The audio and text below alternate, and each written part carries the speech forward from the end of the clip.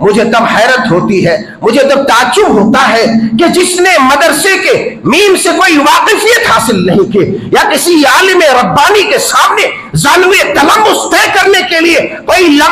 ایک لمحہ ایک منٹ بھی وقت قربان نہیں کیا، وہ آدمی ایک عالم کی رہنمائی کیسے کر سکتا ہے؟ قرآن و سنت کے معاملے میں ایک عالم کی رہنمائی کیسے کر سکتا ہے؟ ایک عالم کو کیسے تبلیغ کر سکتا ہے؟ ایک عالم کو کیسے سمجھا سکتا ہے کہ یہ قرآن ایسے نہیں، ایسے بیان کرنا چاہیے، تفسیر ایسے نہیں، ایسے بیان کیا جانا چاہیے؟ خدا کی قسم یہ سوائے گمراہی کے کچھ اور نہیں۔ امت کے یہ فتنہ پرداز لوگ ہیں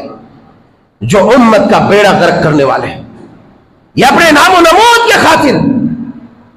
جب تک کہ آپ کے پاس علم نہ آ جاوے، آپ کسی بھی طرح کی کوئی بات آپ شریعت کے حوالے سے نہیں کر سکتے۔ ایک بات میں چلتے چلتے ذہن نشین کر دوں آپ کو کہ اگر آپ نے کسی کو کوئی مسئلہ سمجھایا، آپ کو کوئی علم نہیں تھا قرآن سے سنت سے، آپ نے کہیں نہیں علماء سے سنا، آپ نے کتابوں میں کہیں نہیں پڑھا،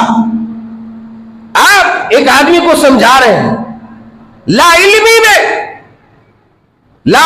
میں آپ سمجھا رہے ہیں، آپ کو کوئی علم نہیں، مگر آپ نے صحیح سمجھا دیا، پھر بھی آپ گنہگار ہیں، پھر بھی آپ مجرم ہیں،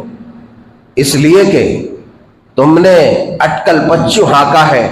اندھا دھون تیر چلایا ہے، اور اس میں کوئی ایک شکار پر جا لگا ہے،